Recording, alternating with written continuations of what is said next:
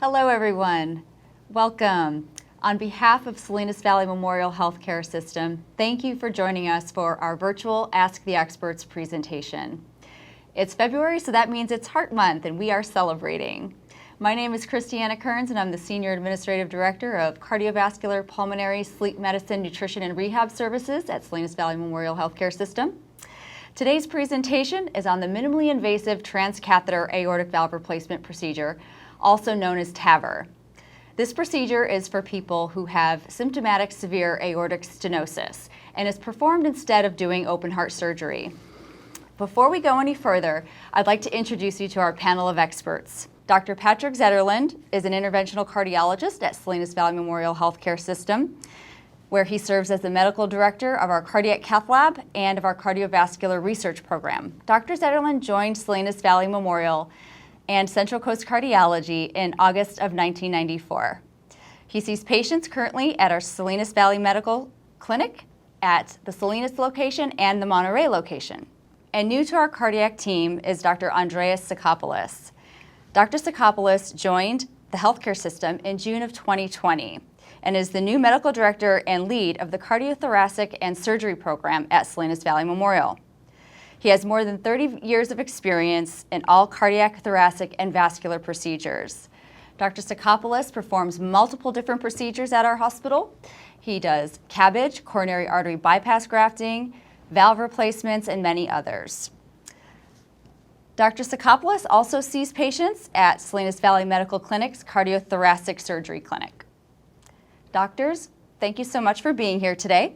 As many of you may have noticed, we are not wearing masks, but I want to assure you that we are all being very safe. We are 6 feet apart and practicing social distancing, and we have our masks nearby. So with that, thank you all so much, and doctors, please take it away. Well, thank you, Christy, for that kind introduction. And we're here to talk about TAVR. It's exciting, as you all can imagine, is that we have a new procedure that is perhaps not as new, but it's new for our community for the last couple of years. TAVR means transcutaneous aortic valve replacement, a minimally invasive way to replace the aortic valve. And it has a lot of excitement. Just think of the difference between having your chest cracked open and spend a week in the hospital versus going home the next day. We'll talk about that later, and Andreas can give you the reasons why we still do that, because we can't offer it to everyone. But about a dozen years or so ago, some very bold individuals in Europe decided that maybe there is a minimally invasive way we can replace the aortic valve. And it's essentially done through the groin and then advance up into the heart, and we can actually take your old valve, push it apart, and put a new valve. And we'll get into that detail in a few moments. Salinas Valley Memorial has been doing this now for a couple of years. So we can offer it without you guys having to go out of the community. And I think that is very big, and that this is something that we can offer that is state of the art. So Andreas, tell us a little bit about good old-fashioned aortic valve surgery as we go forward. Thank you, Patrik. So surgical aortic valve replacement has indeed been a procedure that we've done for many decades with very good results. But transcatheter aortic valve replacement now gives us another opportunity, another option for replacing the aortic valve rather than doing the operation with open heart surgery. And this is indeed much less invasive. Most patients nowadays can have this procedure done. Not all patients are candidates for transcatheter valve replacements. If they have infection or if they have anatomical reasons why we can't do this, then we will occasionally have to do aortic valve replacements the old-fashioned way. But transcatheter aortic valve replacements clearly are now utilized in more than 50%, maybe close to 70% of patients that need aortic valve replacement, with very good results. Well, actually, if we look at the data from our own institution, Andreas, I think we're close to 80% in Salinas. And one can ask, well, why do we do perhaps a little bit larger percentage than the national average? And I think it has to do with the demographics of Monterey County. We have a large retirement population, so it's perhaps just representative of the kind of patients that live in our community. I think it's interesting, though, to just look a little bit at the history of the TAVR. So when we were first exposed to this, and I actually personally saw one of these procedures more than a decade ago in Europe, we were only offered the patients you guys didn't want. because this was a high-risk procedure. This all started out with the surgeon saying, no, we don't want to do this patient. And so we said, hey, let us try. So we tried, and by golly, these patients walked out of the hospital. And then slowly we started more looking at the other patients that were moderate surgical risk and now low surgical risk. So now we've come to a point where Andreas and I can sit down with a patient, and the team sit down with a patient, and we can offer all the different options rather than just being focused on one small segment of very sick individuals. So this has become a mainstream procedure where there are individuals that are younger than I am getting it. I think it's very exciting. Absolutely. The other thing that's very interesting about this procedure is that it's really the first time that a procedure is being done really as a team. If somebody needs open heart surgery, it's done by the heart surgeon with assistants and so forth, but it's really the surgical team. Whereas with transcatheter valve replacement, it clearly is a team approach where different individuals with different talents bring their expertise to the table. So it's always done by a cardiologist, it's Dr. Zetterlund, and a surgeon, usually myself or my associate, Dr. De Filippi. So it's always a multidisciplinary approach. Now, in addition to the work we do, there are other people that work in the background. Dr. Mukai is a cardiologist who looks at all the anatomical details, looks at CAT scans up, down, sideways to make sure that we can offer this procedure and put the right valve in place. The other thing is we have anesthesiologists that help keep our patients sedated, asleep while we do the procedures. And there's a team of technicians and nurses that are fundamental in getting these operations done. So this is much more of a multidisciplinary approach than anything else that we've done. Yeah, and I think it's also important to recognize Salinas Valley Memorial's hospital commitment to this, because this required a phenomenal amount of personnel, but also financial investment in the equipment and refurbishing our cath lab into a state-of-the-art hybrid suite where we truly have the technology to do this safely and do it right for our patients. I do want to take up something you mentioned earlier about the patients that get this procedure. So I think it's important for folks to know that not everybody is a candidate for this. There really have to be appropriate criteria. But I would say the vast majority of patients nowadays can have a transcatheter aortic valve replacement. But we do need to do additional testing to make sure that they can have it for anatomical reasons. No, I think that's very important what you just said, is the team approach to it. So it's the two of us sitting here because we're the ones that actually put the valve in, but I suspect that there is probably another 20, 30 people in the background that are as important as we are, and we could not do it without these individuals. So I put my hands out to them and tell you my appreciation for all that great work. But I think also coming back to who can and who cannot get it, I think we also have evolved in our skills. And when we first started doing this, we were very, very concerned about picking these patients, and we had a lot of criteria and restrictions. And as we have gotten more comfortable, and I think the whole community and our colleagues are across the country and how we interact with each other, because we don't operate in a vacuum. We collaborate with other institutions. We have panels. We go to meetings. We have, Zoom meetings now, obviously, because of the current COVID. As I said, it's a truly collaborative endeavor, I think, across the country that we do this. We also participate in a database, and that database is mandatory for any institution that does TAVRs in the United States. And I think that is very important because we get very accurate feedback information how we perform as an institution and how we compare to the rest of the country, and that we do a good job, because ultimately this is all for our patients. To your point about the experience we're gaining, we should also mention that the particular valves that we're putting in now are actually third generation valves. So in other words, we are indeed building on top of experience of some pioneer institutions in other parts of the world. So they went from a first model to a second model, and now we're using a third model. What that means is that we are able to deliver these valves in a much more slick way, so to speak, compared to how it was done in the past. We have been able to have these valves compressed to a small size so they can be snaked up from the femoral artery and positioned into through the native aortic valve. In the past, the original valves were much bigger, much more cumbersome to deliver from the groin up to the aorta. So there were more complications. So in reality, the likelihood for anatomical reasons to get the valve in the right position is much more likely this day. The valves are very, very good, easy to work with. Yes, I would agree. And I think that also the delivery mechanism, the device itself, and without going into the details, have made it much more predictable. And in fact, when we put these valves in, and I try to explain to my patients how we do it, and I think that one of the ways to relate to this is I'm replacing a valve on a running engine, and you can try to do that when you pop the hood.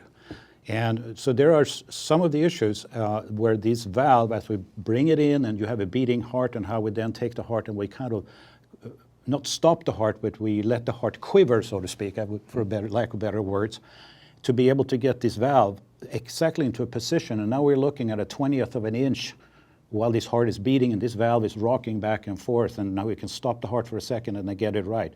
However, they've also been able to make this valve so forgiving that is, if I don't get it right, I can tell Andreas, why don't you just put the valve back into the little tube and we'll take it out and we go again. So we can actually go back and forth until we feel like we got it absolutely right. And I think that has made it much, much more safer and taken this procedure to the next level. Yeah, that's a very good point. You know, with open heart surgery, we actually put a patient on the heart-lung machine. We open up the chest, we open up the aorta, we find the valve, we cut it out, and it's all done with the heart being completely still. But as Dr. Zetterlund was saying, with the transcatheter valve, we're putting a valve in without stopping the heart. Now, in reality, we do what's called rapid ventricular pacing usually, and what that does is it makes the heart pressure go down a little bit, but it's just for a few seconds, just enough so we can deploy the valve very accurately. You know, if you put the valve too high, that's not good. If you put it too low, that's not good either. But absolutely, the retrievable mechanism is huge. We're able to deploy it with such accuracy with fantastic results. And as I said, we don't really want you to move around when we do that, because if you start thrashing around, I may end up putting the valve in the wrong position. So that's really one of the reasons people are under sedation or a very light general anesthesia. And I think that's an important point, is that the patient is under very light anesthesia. That is, when we finish the case, the patient wakes up in a moment.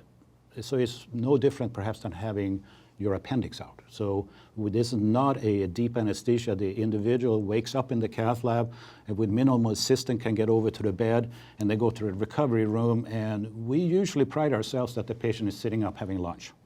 Now compare that with the old-fashioned open heart surgery, where most of the time you go back asleep with a tube still in your throat and then hopefully get the tube out at the end of the day or the next day. So I think that from a patient's standpoint afterwards in the recovery, there is a profound difference. And I mean, I talk to patients that are in the late 80s, early 90s. They go home the next day and they get in the car the following day and go to church. I mean, I think that's striking.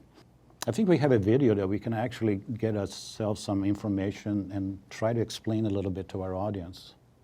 So here is a computerized animation of a chest where we're focusing on the heart, and what you see there is the valve opening and closing, and this is a animated representation of a healthy valve.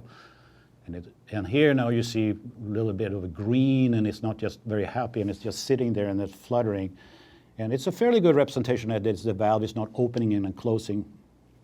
So we back up, and now I think we will see a representation of potential sites how we can get to this valve. And I will tell you why we prefer one spot, but we do have access points. So if you look at the red, which represents your arteries, and this is the vasculature that we want to get in, and we go backwards. So there is an artery in your leg, and that's the one we use most of the time. And there's also an option that you can go into an artery up in your armpit or at the top of your chest. So here you see the actual catheter with the little valve constrained. Like Andreas was said, it's all tightened up in this little tube, which is probably about 6 to 8 of an inch in diameter. And here the valve comes across your sick valve. And we back out, and here the valve, we can go back and forth like I talked about before until we are absolutely happy where we want it to go. And here is a illustration where we're happy. And now you can see inside this cage a happy new valve, what happens to be a pig valve, which is essentially the same bioprosthetic valve that you would get if you had surgery. But here it is in a self-expanding metal cage. Don't worry, this cage is not going to rust. It's actually made of a chromium alloy, and it's not going to set off any metal detectors. Let me show a model of the transcatheter valve. You see, this is made out of a cage. It is an alloy that can be constricted, can be completely constricted, but this particular metal, which is mainly nitinol, will always want to go back to its original shape. So we can actually, and inside is porcine. It's made out of pericardium of a pig. And this is the exact same type of valve that we use with open heart surgery, except that rather than being on a nitinol struts, it is on a sewing ring that we sew in place. But the point here is that we can actually constrict the valve within a sheath, within a small tube about the size of a magic marker, maybe a little bit smaller. And it's all constricted. We go up the groin, and when it's in the right position, we allow it to flower. We allow it to open up, and it pops out to its normal size. And it's a little bit bigger than the diameter of the native aortic valve. That makes sense? So in other words, we put it in, and it fits in snugly, and because the valve is a little bit bigger than the area it's going into, it stays in place. Just like Andreas was showing earlier, the valve and how it was constrained and delivered, here's another representation of it with a model where we actually see the valve delivered. And you see the aorta, which is the main pipe in the body that goes out down to the groin. So we actually came from below, we went around, and then got into the valve and delivered the valve across your diseased valve with this model right here. So the main pumping chamber that you see here, the muscle representing, is actually the chamber we were talking about that it's squeezing the blood. And before you had your valve fixed, they had a very hard time getting across a very tiny little narrowing. So just think of it like as you would be breathing through a straw. Now it's wide open, this ventricle can squeeze happily and the blood will be ejected out in your body. The valve is slightly larger than your own valve, and that is obviously so it pushes against the wall so it won't fly away. Because if you think about it, the heart is going to beat and it's going to want to squirt it out in the body. And if you look carefully at what Andreas just showed, there is this little white ring around it, almost like a felt-like material. And this felt-like material actually goes into the wall of your aorta and will scar up. So this valve, within a few days, 2 weeks, will scar in, and it's not going to go anywhere. And that is very important in long term. So a lot of patients say, well, what happens is if I go out and do crazy activities, and I said, no, it's not going to go anywhere because it will scar in. And what happens to your old valve, believe it or not, we just putty it against the wall. And you say, well, how can you get away with that? And we can get into a lot of details. And that's where we rely on all these people behind us that does all this fancy imaging, because we got to pick the valve correctly. We got to know that when we take your old valve and push it apart, that we push it apart and don't push it into parts of your heart and your coronary arteries that can cause damage.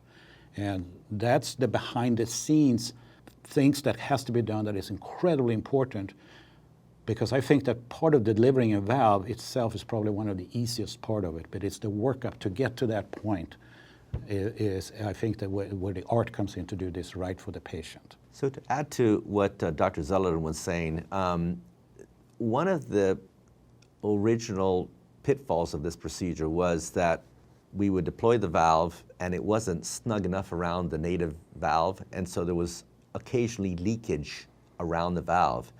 Now there's this layer of felt that Patrik was talking about, and this promotes ingrowths to the tissues around. So we very rarely see leakage. So once these valves are deployed, we're very, very happy with their position. We're very happy with the long-term results. Well, thank you both very much. That was super informative. So Dr. Zetterlund and Dr. Sakopoulos, as you know, heart disease is the #1 killer in the United States. During the past 12 months of this COVID-19 pandemic, unfortunately, many people have delayed their cardiac care, and the consequences have not been good. What is your message for those that may be watching right now who are delaying their care or who might be afraid to see their doctor?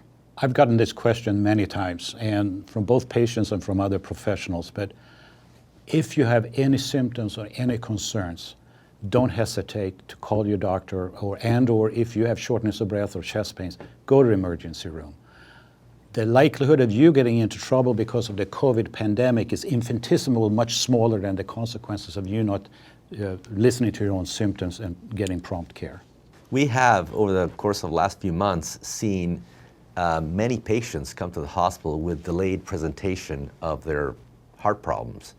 So it isn't always a good idea, in fact it is never a good idea, to postpone getting medical care, because if you get your medical care early on, it might be simpler to take care of it. If you wait too long, particularly with heart disease, whether it be a heart attack or a valvular problem, it could be much more advanced, so the treatment will be more difficult. In fact, when it comes to the TAVR program, even with the impact of the COVID pandemic and all the issues and challenges the hospitals have had in these communities, for all that matter in the United States, we have continued pretty much offering the TAVR throughout this with very minimal disruptions. And that's because the TAVR carries a greater danger and mortality and morbidity than what we are faced with the COVID pandemic and the issues around it. So I think what Andreas is saying, don't delay seeking physician help if you have any concerns or symptoms or have any questions for that matter. I also would like to add that at Salinas Valley Memorial Hospital, the pandemic, or I should say COVID, is being managed in a very, very effective way. There are 3 or 4 wards with COVID patients that are kept very separate from everybody else. So in reality, we feel very safe working, practicing at SVMH. It's a great place to work, and I think that the administration and all the staff is handling the COVID patients in a very professional manner and in a very safe manner for those of us who don't have COVID.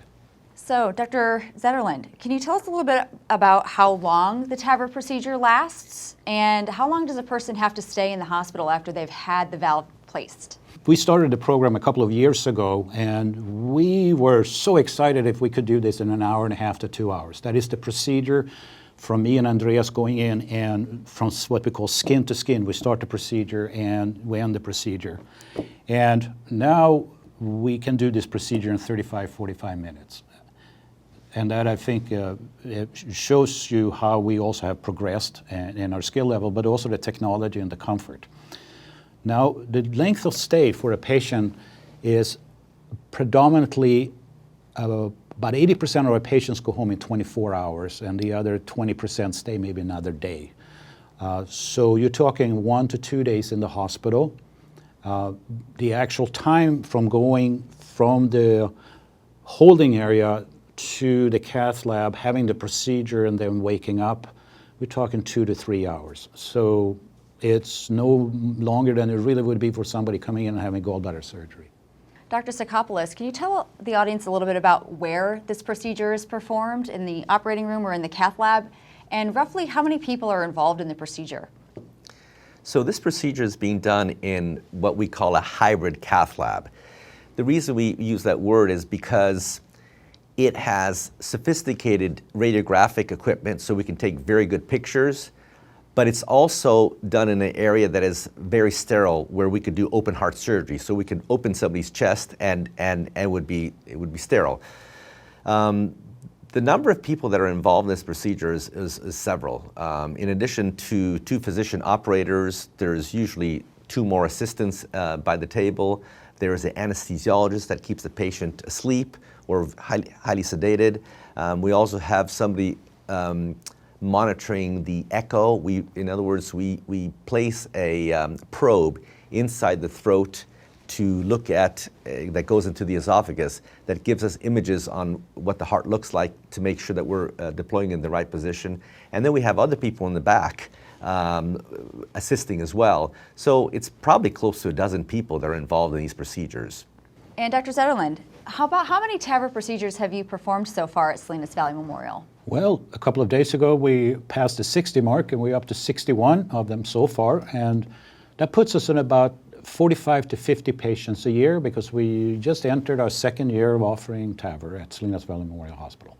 And Dr. Sakopoulos, can you tell us who is not a candidate for a TAVR valve replacement?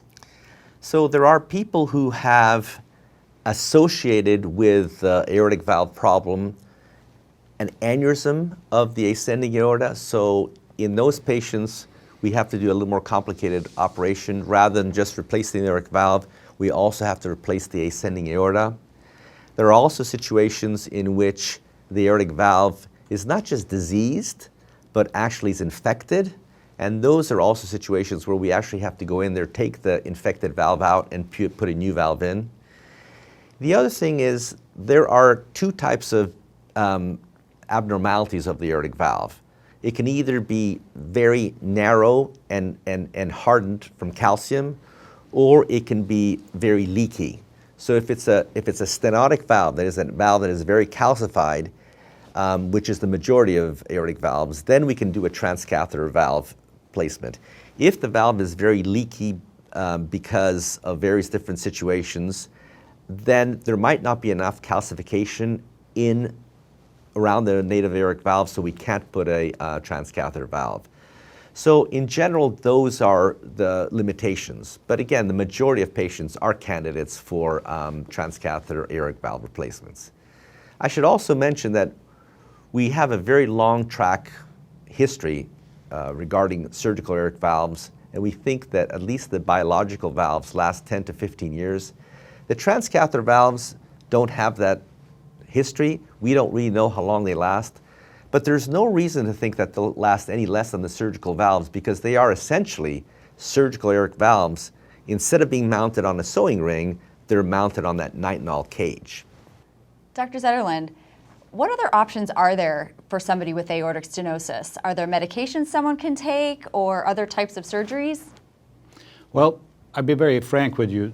Aortic stenosis, as Dr. Sakopoulos stated earlier, is a disease of a narrowing of the valve. And once you develop symptoms such as shortness of breath and fatigue or syncope or end up in the emergency room with heart failure, we know that this valve is so narrow so it cannot open and the body cannot keep up with the demands of the blood flow or lack of blood flow across the aortic valve.